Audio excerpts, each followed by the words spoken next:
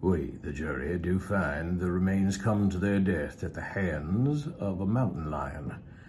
But some of us thinks all the same, they had fits. And here begins Chapter 4, the final chapter of The Damned Thing by Ambrose Bierce.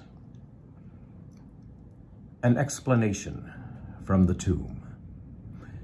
In the diary of the late Hugh Morgan are certain interesting entries having possibly a scientific value as suggestions. At the inquest upon his body, the book was not put in evidence. Possibly the coroner thought it not worthwhile to confuse the jury.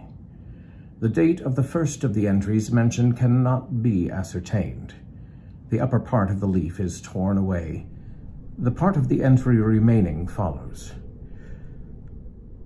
Would run in half a circle, keeping his head turned always toward the center, and again he would stand still, barking furiously. At last he ran away into the brush as fast as he could go.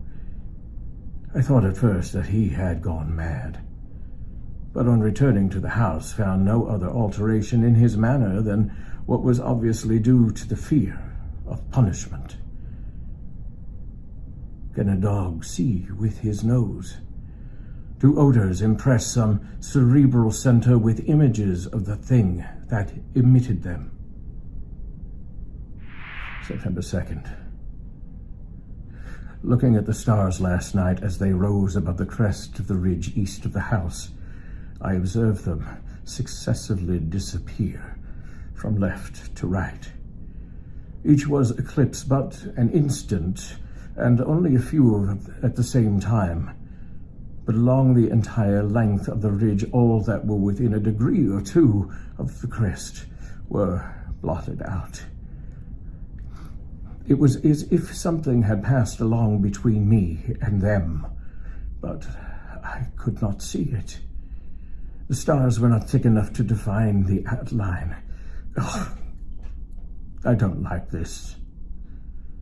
Several weeks' entries are missing, 3 leaves being torn from the book.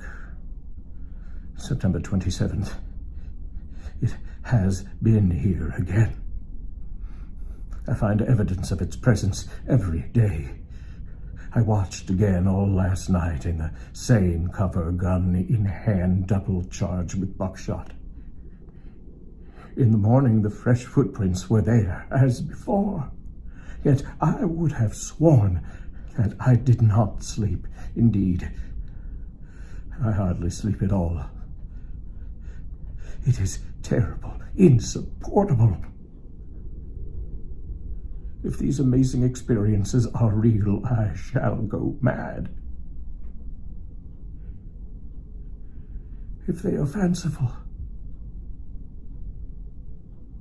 I am mad already. October 3rd. I shall not go. It shall not drive me away. No, this is my house, my land. God hates a coward. October 5th. I can stand it no longer. I have invited Harker to pass a few weeks with me. He has a level head. I can judge from his manner if he thinks me mad. October 7th. I have the solution of the mystery.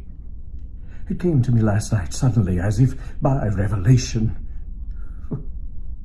How simple. How terribly simple. There are sounds that we cannot hear. At either end of the scale are notes that stir no chord of that imperfect instrument, the human ear. They are too high or too grave. I have observed a flock of blackbirds occupying the entire tree top, the tops of several trees, and all are in full song. Suddenly, in a moment, at absolutely the same instant, all spring into the air and fly away. How? They could not all see one another. The whole treetops intervened. At no point could a leader have been visible to all. There must have been a signal of warning or command high and shrill above the din, but by me unheard.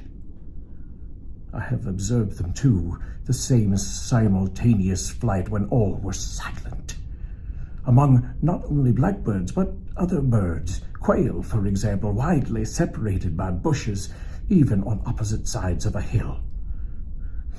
It is known to seamen that a school of whales basking or sporting on the surface of the ocean, miles apart, with the convexity of the earth between, will sometimes dive at the same instant, all gone out of sight in a moment. The signal has been sounded. Too grave for the ear of the sailor at the masthead and his comrades on the deck, who nonetheless feel its vibrations in the ship, as the stones of a cathedral are stirred by the bass of an organ. As with sounds, so with colors.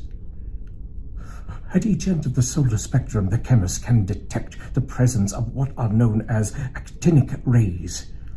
They represent colors, integral colors in the composition of light, which we are unable to discern. The human eye is an imperfect instrument. Its range is but a few octaves of the real chromatic scale. I am not mad. There are colors which we cannot see. And God help me, the damned thing is of such a color.